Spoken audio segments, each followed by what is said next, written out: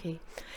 Buongiorno a tutti, io sono Orietta Rubiu, lavoro presso il Centro per l'Impiego di Tortolì, dove mi occupo di accoglienza, presa in carico e orientamento, ma in particolare negli ultimi anni mi occupo di gestire i tirocini di inserimento e reinserimento lavorativo di cui l'ASPAL è il soggetto promotore. Quindi oggi sono qui per parlarvi del tirocinio ed illustrarvi le caratteristiche principali di questo strumento. Cos'è il tirocinio? Tirocinio non è altro che una misura di politica attiva del lavoro finalizzata proprio a creare un contatto diretto tra un soggetto ospitante e un tirocinante. Questa esperienza si realizza attraverso una esperienza formativa pratica all'interno di un contesto lavorativo. Esistono tre diverse tipologie di tirocini: i tirocini curriculari, i tirocini di inclusione e i tirocini di inserimento e reinserimento lavorativo. I tirocini curriculari sono esclusivamente rivolti agli studenti, sono infatti previsti nei piani di studio degli istituti scolastici di secondo grado e delle università e sono principalmente finalizzati ad affinare ulteriormente quel processo di apprendimento attraverso momenti di alternanza tra studio e lavoro. I tirocini di inclusione sono invece rivolti a persone prese in carico dai servizi sociali o dai servizi sanitari e sono finalizzati principalmente quindi alla inclusione sociale, all'autonomia e riabilitazione di soggetti svantaggiati. I tirocini di inserimento e reinserimento lavorativo invece sono finalizzati ad agevolare l'inserimento nel mercato del lavoro di persone disoccupate o persone occupate che sono comunque alla ricerca di un'altra occupazione. Allora, oggi noi ci concentreremo principalmente sui tirocini di inserimento e reinserimento lavorativo, che si suddividono a loro volta in tirocinio finanziato e in tirocinio autofinanziato. Qual è la differenza tra i due? Allora, il tirocinio finanziato è solitamente disciplinato da un avviso pubblico di riferimento e in questo caso l'indennità di partecipazione dovuta al tirocinante viene corrisposta per intero o in parte dal soggetto promotore o da un altro ente. Il tirocinio autofinanziato invece, a differenza di quello finanziato, prevede che l'indennità di partecipazione venga corrisposta interamente dal soggetto ospitante, quindi dall'azienda. Allora, chi sono i soggetti coinvolti nella realizzazione del tirocinio? Sono principalmente tre: il soggetto promotore, il soggetto ospitante e il tirocinante. Chi sono invece i destinatari e quindi a chi sono rivolti? Sono rivolti a soggetti disoccupati, sono rivolti a lavoratori beneficiari di strumenti di sostegno al reddito in costanza di rapporto di lavoro. In questo caso potrebbero essere lavoratori che si trovano in cassa integrazione, che hanno un rapporto di lavoro in essere, ma momentaneamente sono stati sospesi dall'azienda e ricevono un sussidio economico da parte dell'INPS che va ad integrare il salario corrisposto dall'azienda. È rivolto ancora ai soggetti occupati che comunque stanno cercando un altro impiego o a lavoratori a rischio di disoccupazione, ovvero persone che stanno rischiando di perdere il lavoro. È rivolto anche a soggetti disabili e a persone svantaggiate. Quindi questi sono i destinatari. Quali sono le finalità principali del tirocinio? Intanto il tirocinio permette al tirocinante di acquisire competenze sia tecnico-professionali ma anche competenze trasversali.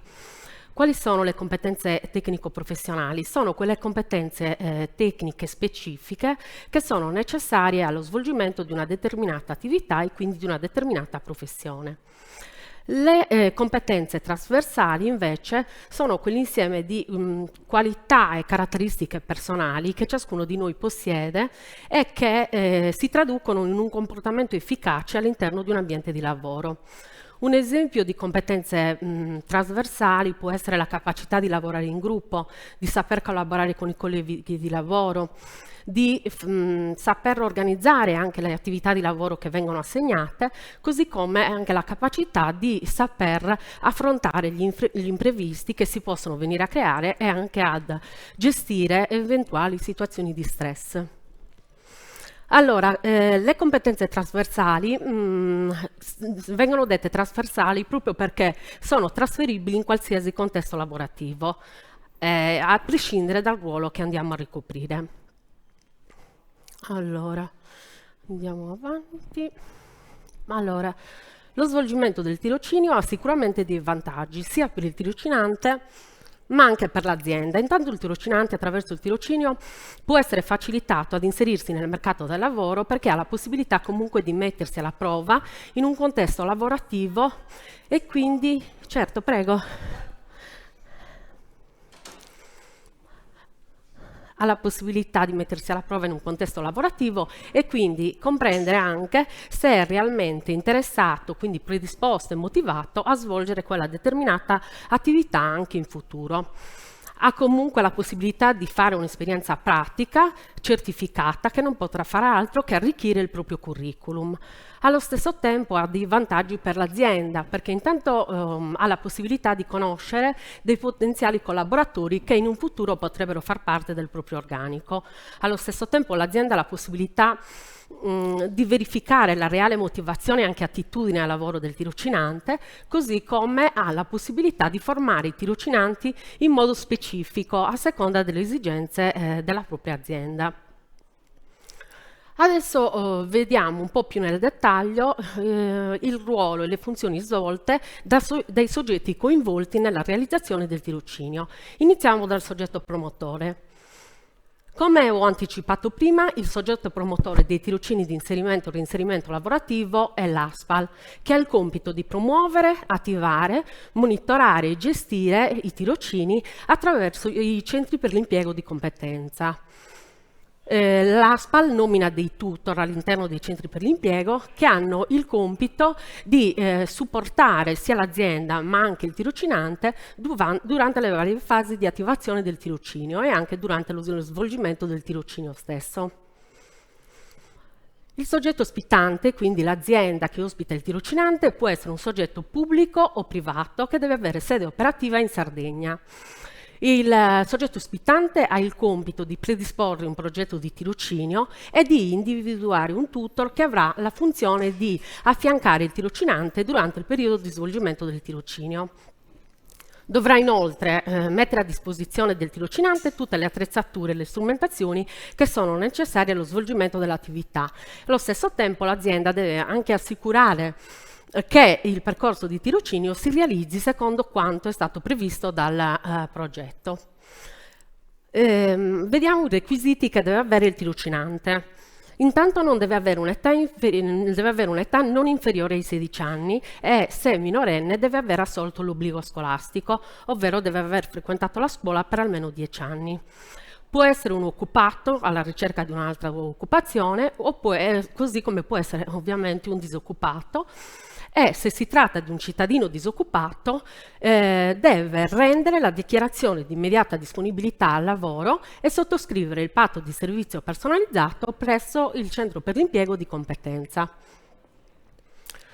Chiaramente il regolamento e le linee guida regionali prevedono una serie di incompatibilità, ovvero delle situazioni tali per cui il tirocinio non può essere attivato per diverse ragioni.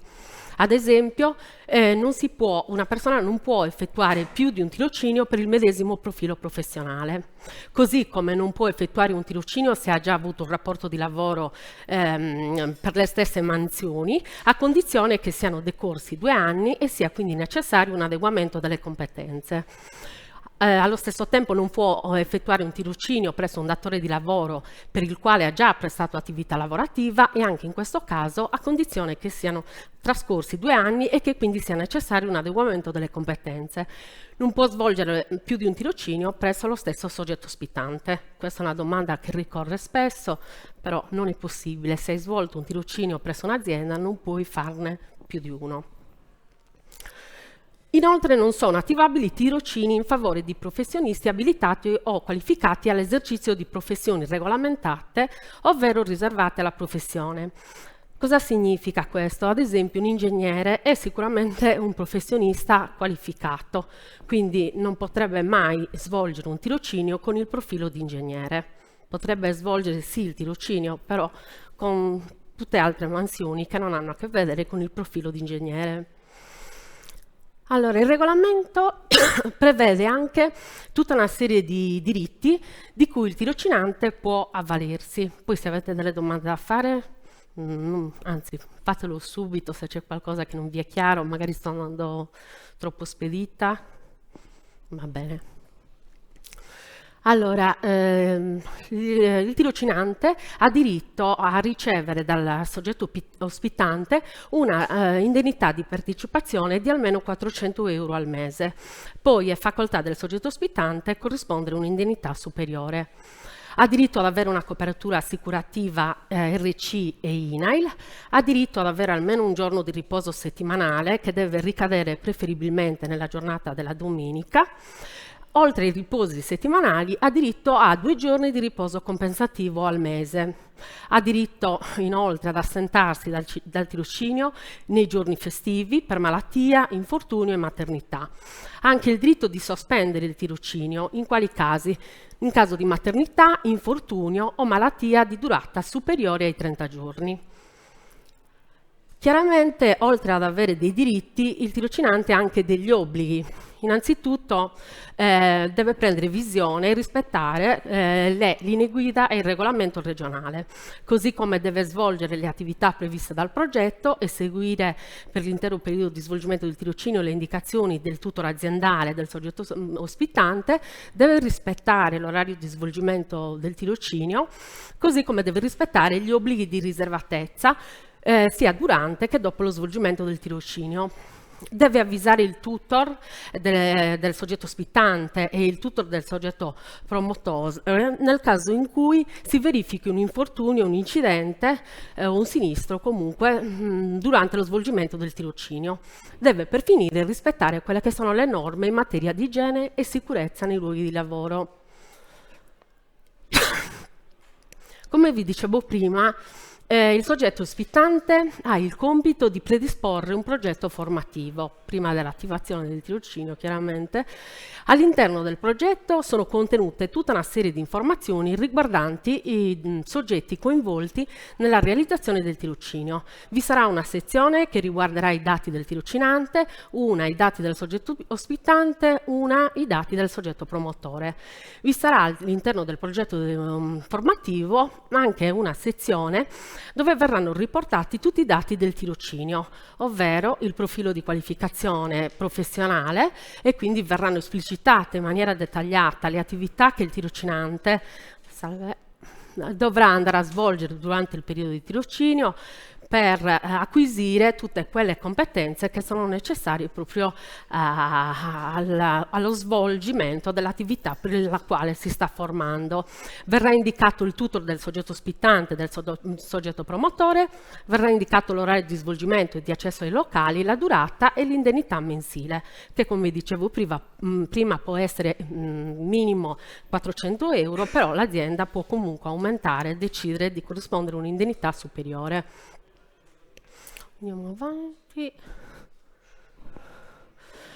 Adesso veniamo alle informazioni relative alla durata e all'orario. Allora, il tirocinio ha una durata minima di 6 mesi, ma può essere prorogato per ulteriori 6 mesi.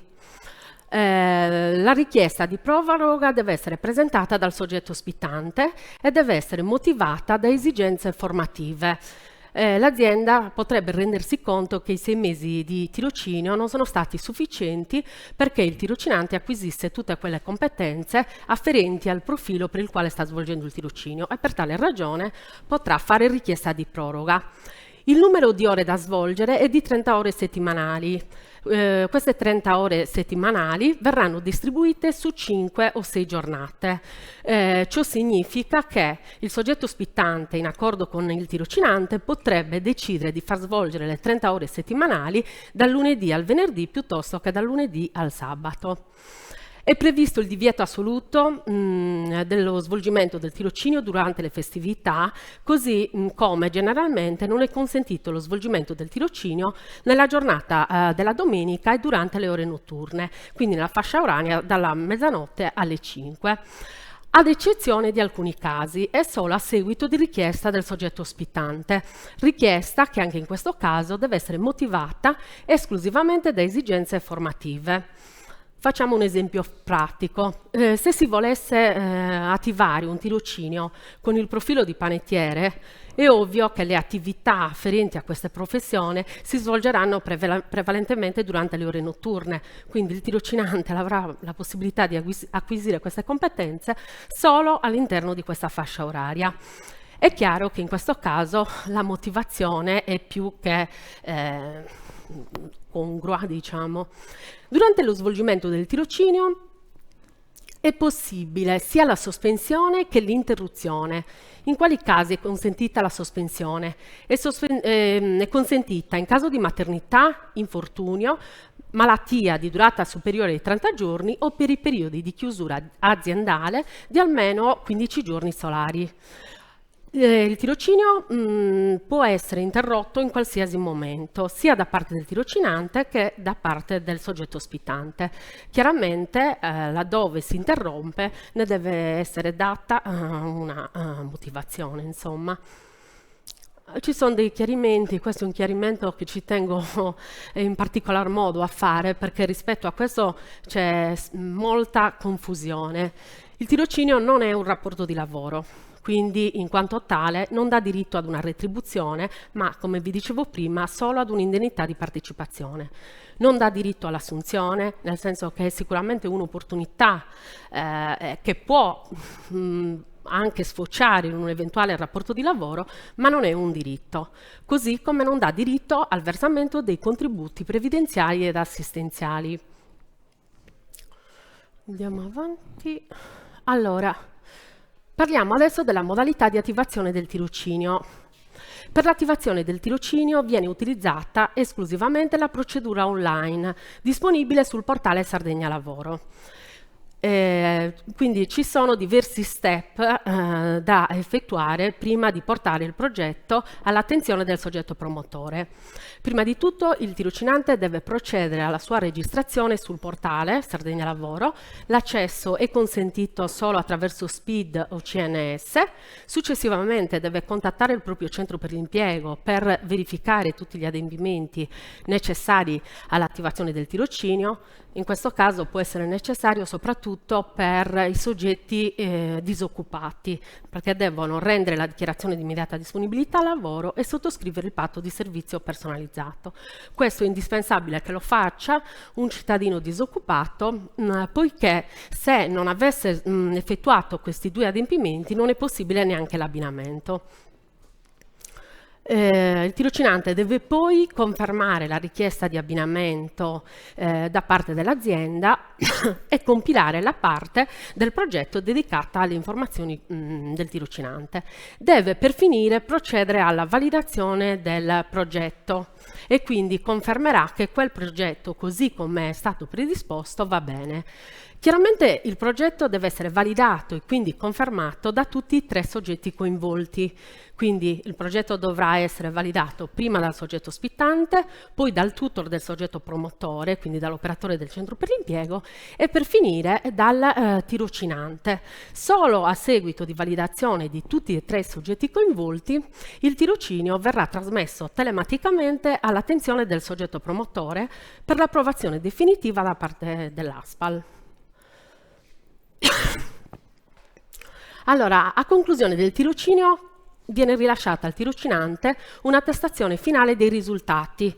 Questo documento viene rilasciato se il tirocinante ha frequentato almeno il 70% delle ore previste dal progetto di tirocinio.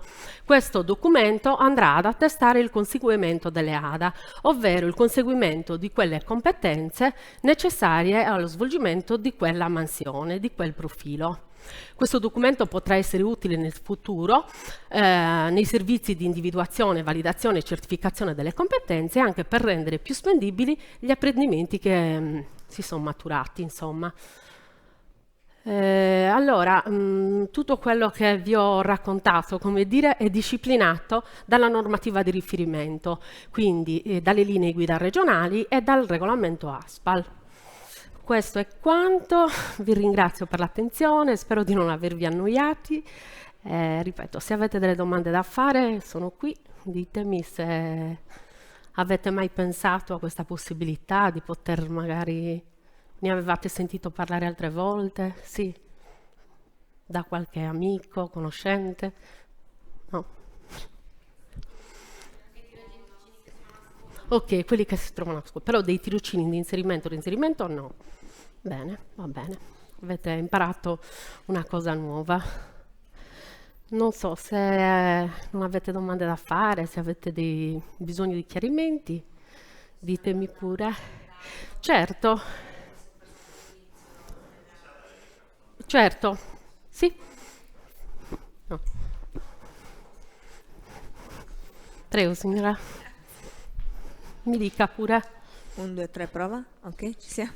Prego. Allora, dicevo, sono arrivata un po' in ritardo, quindi mi sono persa un po' l'inizio della chiacchierata, ecco, volevo capire cosa mi ero persa. Sì, vabbè, sostanzialmente mi sono presentata, ho detto ai ragazzi che mi occupo di tirocini di inserimento o reinserimento lavorativo, di cui l'ASPAL è appunto il soggetto promotore, ho distinto i tirocini dai tirocini finanziati da quelli Ecco, autofinanziati, infatti, quindi sostanzialmente quelli finanziati sono solitamente disciplinati da un avviso pubblico e l'indennità di partecipazione in questo caso viene corrisposta non dal soggetto ospitante ma dal soggetto promotore oppure da un altro ente. e questo è già attivo? No, Ah, questi ok. vengono attivati in certi periodi, ad esempio fino a un mese fa forse erano attivi i tirocini garanzia giovani, in questo caso era un tirocinio finanziato perché parte dell'indennità veniva corrisposta dall'INPS e una parte dal soggetto Dal soggetto promotore. ospitante.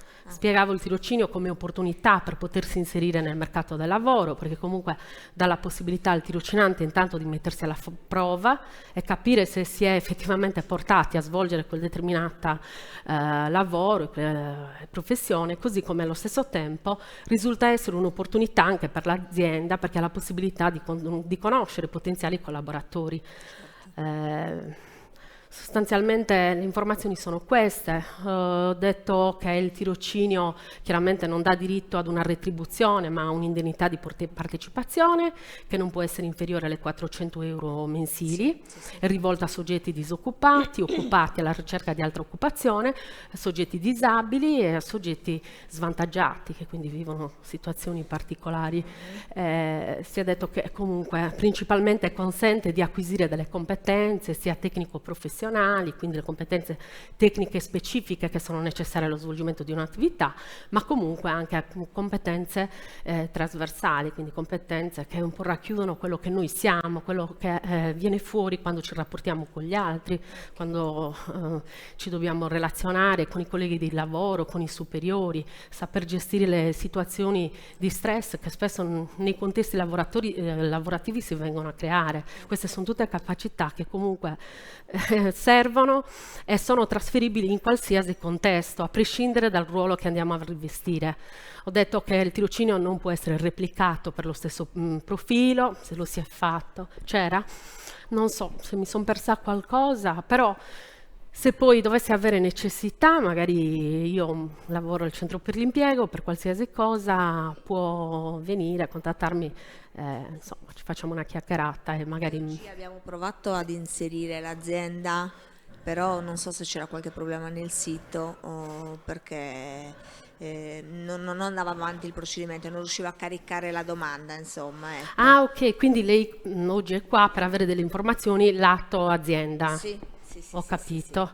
Però Però ci interessava sapere appunto se era retribuito, cioè se doveva essere pagato dall'azienda oppure se no, c'era no, qualche allora aiuto in i tirocini merito. regionali sono presenti in tutti i mesi dell'anno, vanno presentati entro il 20 del mese perché possano partire il primo lunedì del mese successivo. Ok, E questi però sono autofinanziati, quindi autofinanziati, quindi. l'indennità viene corrisposta interamente dal soggetto ospitante. Ok, perfetto. L'ASPAL, in quanto soggetto promotore, si accolla, tra virgolette, i costi dell'apertura dell'RC e l'INAIL è sempre a carico del soggetto promotore. La possibilità di fare questi finanziati è legata solo ad avvisi pubblici di riferimento, di cui non sappiamo quando verranno pubblicati, perché poi gli ultimi erano rivolti a garanzia giovani, quindi ragazzi che avevano un'età compresa tra i 18 e i 29 anni, però negli anni ce ne sono stati altri rivolti anche a una fascia di età superiore. Sì. Ok, perfetto, sì, sì. Al limite mi avvicino, insomma. Certo, assolutamente, rimango a disposizione per qualsiasi cosa. Grazie, gentilissima. Niente, si figuri. Va bene ragazzi, se non avete domande da fare vi libero. Vi vedo abbastanza stanchi, quindi...